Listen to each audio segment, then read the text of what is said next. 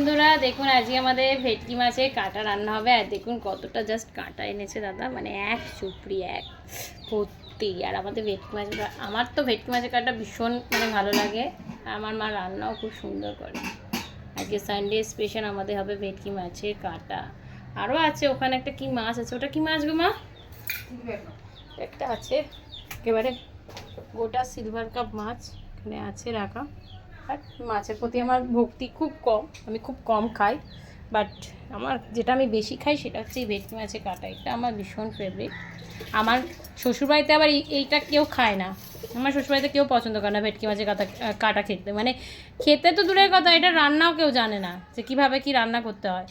তো আমার হাজব্যান্ড আমার এখানে এসে খাওয়া শিখেছে, আর তারও খুবই ভালো লাগে। এটা মানে অসাধারণ খেতে ভেটকি মাছের কাঁটা। আমার শ্বশুরবাড়িতে তো অর্ধেকজন দেখেই নি যে কী জিনিস, কী হয় এটা ভেটকি মাছের কাঁটা। আবার অনেকে দেখেছে কিন্তু রান্না পারে না। সো দুর্দান্ত রান্না হয় এটা, আমার তো মানে ভীষণ পরিমাণে খেতে ভালো লাগে।